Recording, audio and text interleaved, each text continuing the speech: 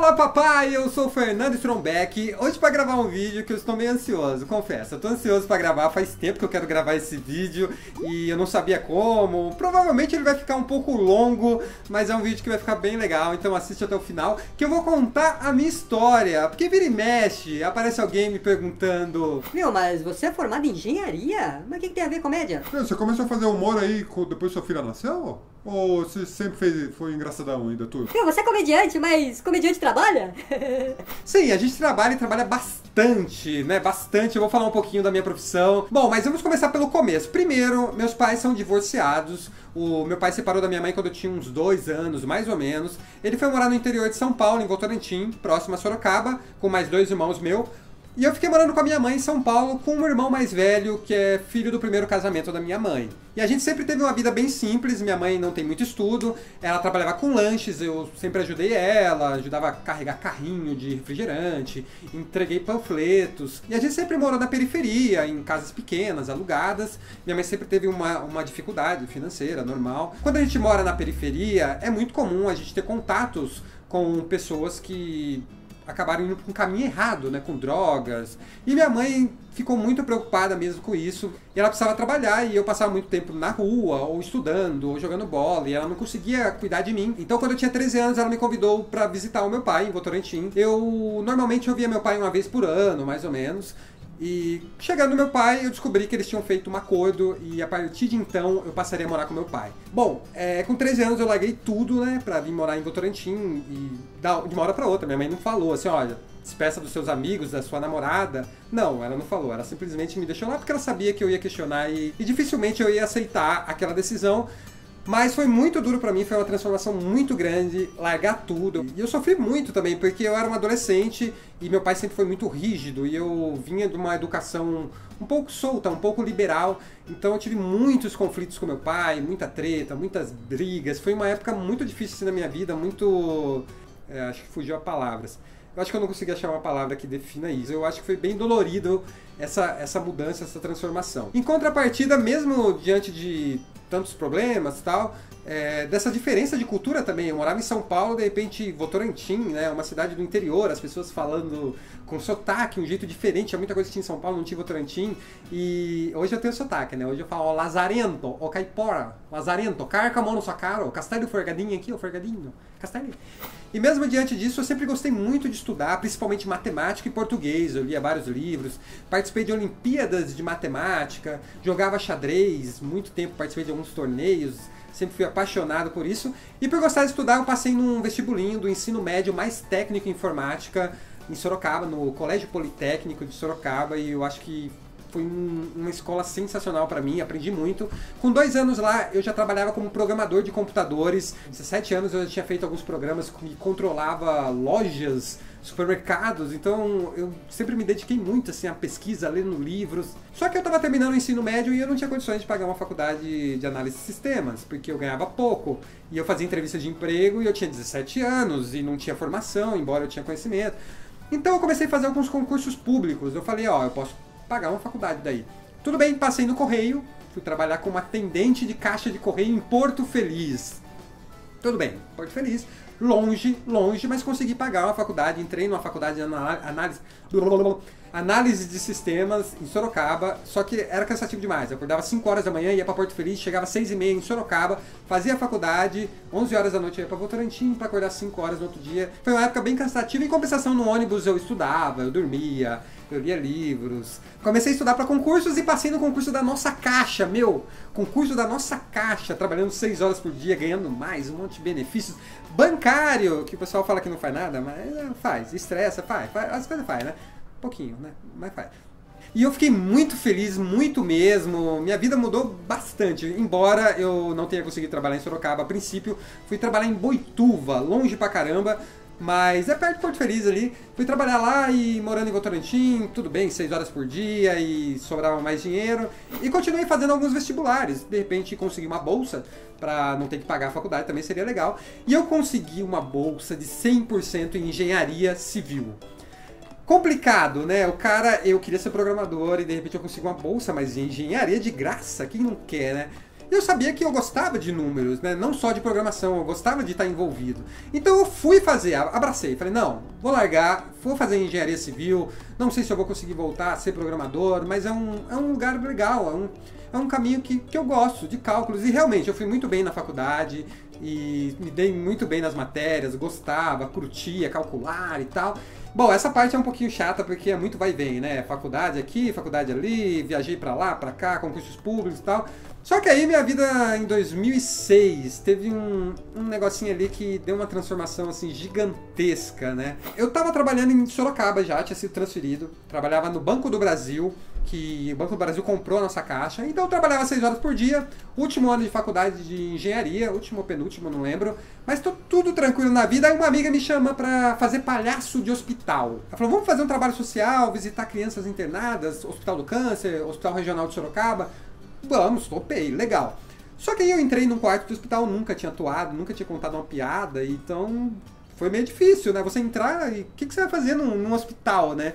E eu sempre fui o cara da matemática, daquele negócio de fazer algo e ter o resultado ali na sequência, né?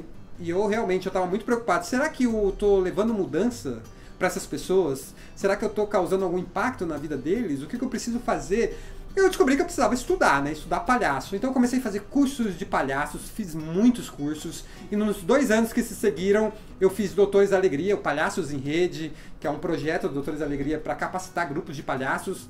Lá eu estudei com pessoas incríveis, Raul Figueiredo, Soraya Said, a Val Carvalho. Então muita gente legal. Também fiz curso com o Márcio Balas, lá em 2007, 10 anos atrás, depois com Alan Benatti, do Jogando no Quintal, com Mário Escobar, que treinou os Barbichas. Comecei a fazer vários cursos, tudo isso para dar recursos ao meu palhaço, para quando eu entrar no quarto eu ter ferramentas. A gente montou uma peça, começou a apresentar em comunidades carentes de Sorocaba, tivemos a Link também, Lei de Incentivo à Cultura, muita coisa começou a acontecer ali, e de repente eu me via no Banco do Brasil, fazendo faculdade de engenharia, tendo que estudar para provas, e fazendo um trabalho social que estava crescendo muito, assim. E esse trabalho no hospital eu acho que foi muito transformador para mim.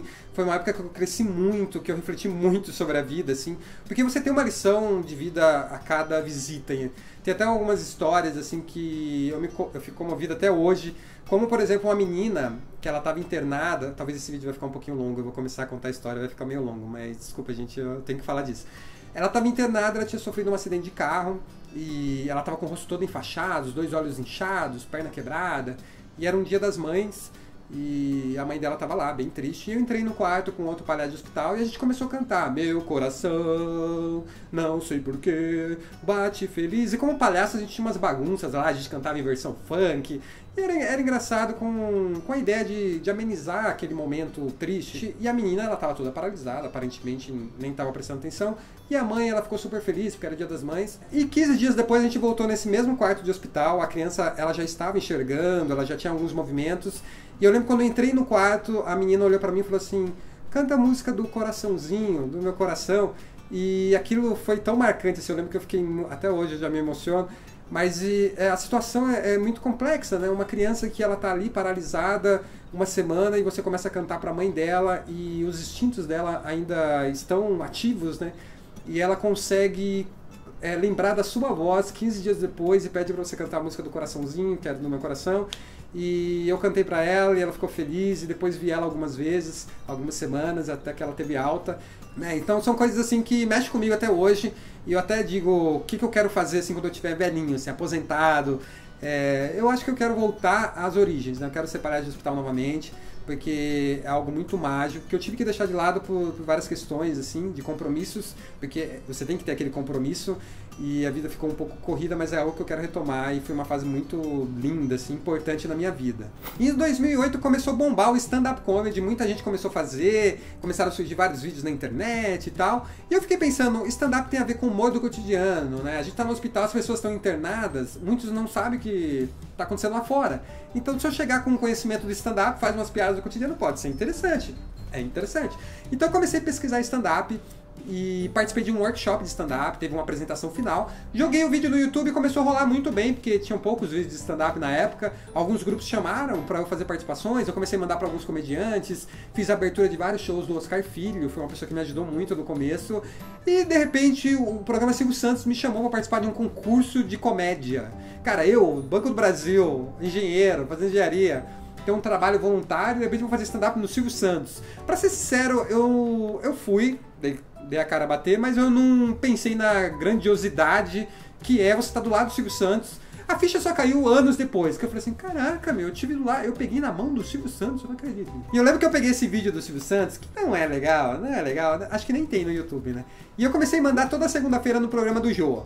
Eu não sei por que segunda-feira, eu mandava segunda-feira. E eu mandava no programa do Jô porque tinha um quadro chamado Humor da Caneca. Passava alguns comediantes bem legais lá, os principais comediantes, Fábio Porchat, Diogo Portugal. E todo final do programa tinha uma apresentaçãozinha lá, e eu falei, meu, uma hora vai acabar os comediantes e vão ter que chamar alguém, né? E dito e feito, chegou um momento que eles me chamaram. E, cara, aí foi sinistro. Você ir no programa do Jô, cara.